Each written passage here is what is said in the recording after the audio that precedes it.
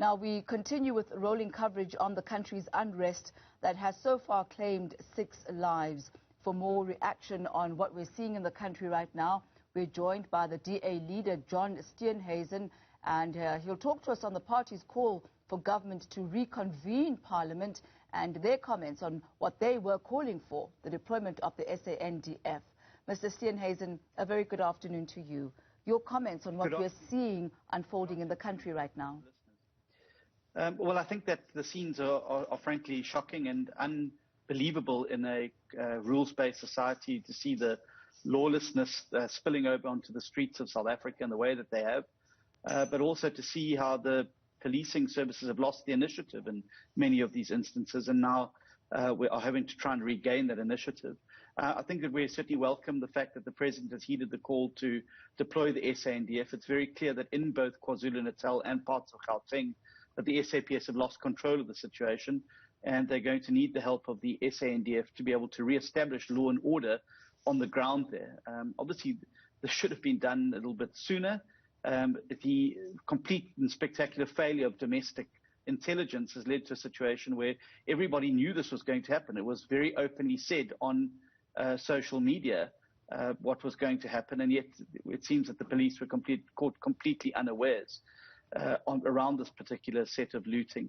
I think we've moved beyond a political statement now to, I think it's gone beyond the political factional battle within the ANC, and is now also being taken over by opportunistic criminal elements who are obviously using the guise of the Zuma spectre to be able to loot and raid these stores.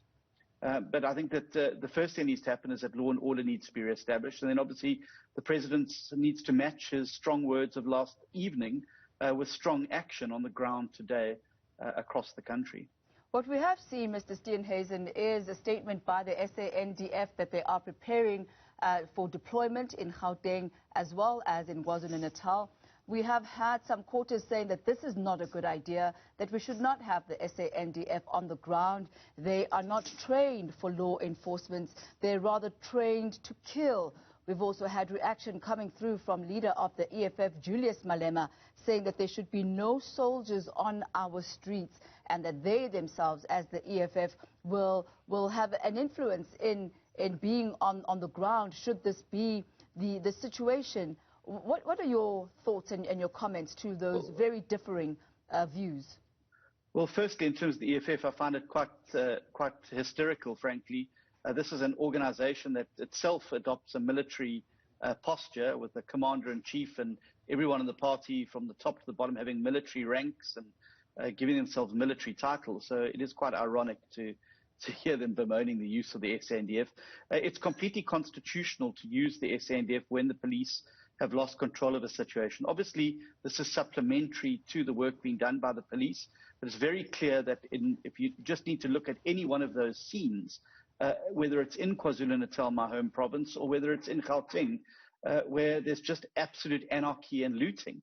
And it's very clear the police have lost control of the situation. Now, I'm not sure if Mr. Malema and others would like to just watch that situation continue unchecked, or whether they are a party that believes in the rule of law and entrenching the rights of other South Africans here not to have their businesses and their residential premises devastated in the way they have. We've seen in KwaZulu-Natal residential areas that are now also being targeted, putting the lives of citizens at risk. I think it's responsible for when the police have lost the initiative that it is regained with the use of the SANDF, which is why we've made the call for the SANDF to be deployed as per the Constitution of the Republic to supplement the police's work in restoring that law and order. We cannot allow this chaos to continue, and we cannot allow it to spread further around the country. Otherwise, the entire country is going to go up. Our economy is under attack. Our rule of law is under attack. And if we don't regain the initiative, this is going to spread even further and cause far longer lasting damage than has already been done. Mr. John Steenhuisen, leader of the Democratic Alliance, we thank you for your time this afternoon.